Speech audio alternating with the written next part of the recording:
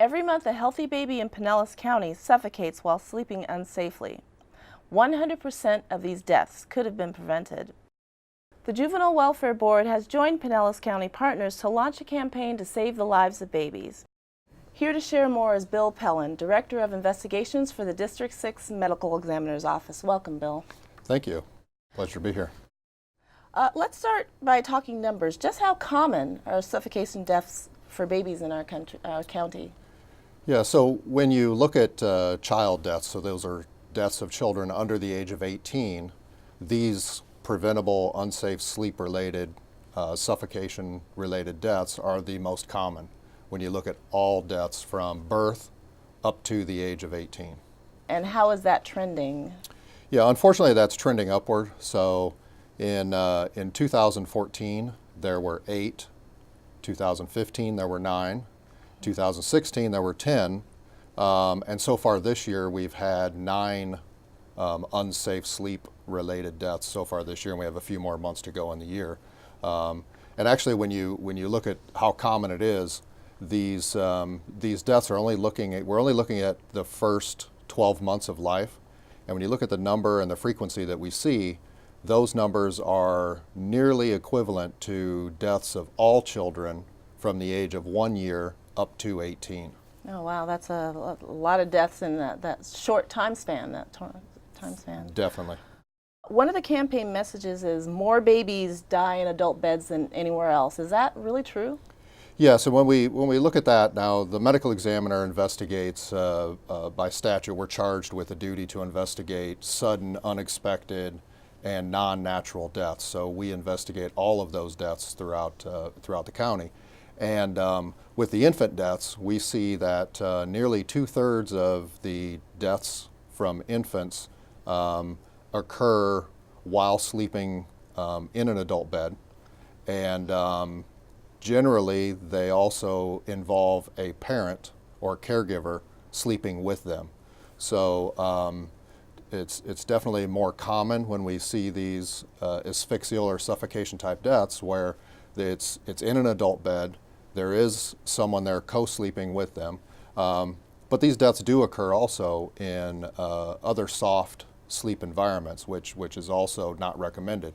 So that could be sofas, that could be recliners, things like that. So it's actually uncommon that our office has to be involved in a death where a baby's sleeping in a recommended and approved environment like a crib or a bassinet. So, wow. So things that adults find comfy when sleeping, like foam top mattresses, comfy pillows, they're actually, those things, those soft surfaces cause babies to suffocate?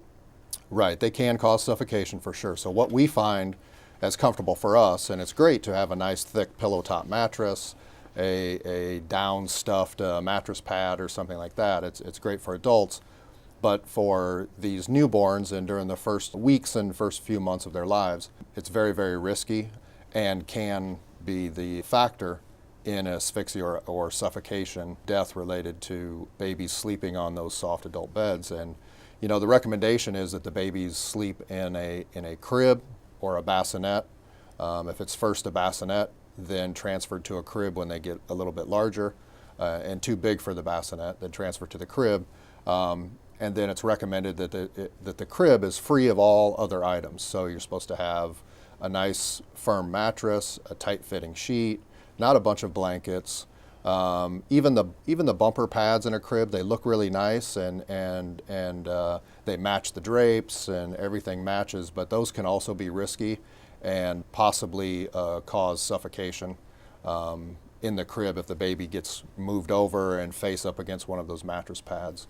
So the other thing is that you know, no blankets, no heavy blankets for sure, and if you're worried about the baby getting cold, then to put them in like a onesie or something called like a sleep sack, where it's kind of like a onesie with an open bottom like a blanket. You said the cause of death is suffocation, but you didn't mention sudden infant death syndrome, otherwise known as SIDS. Tell us why. Yeah, you know, SIDS is a diagnosis of exclusion, so the medical examiner has to rule everything out and then exclude everything, and then and only then at that point could they make a determination the cause of death is SIDS, the sudden infant death syndrome. Our office, in 17 years, we have not ruled a infant death as SIDS in 17 years, because we have a difficult time ruling everything out and excluding everything when we have an infant that is sleeping in unsafe sleep environment. So the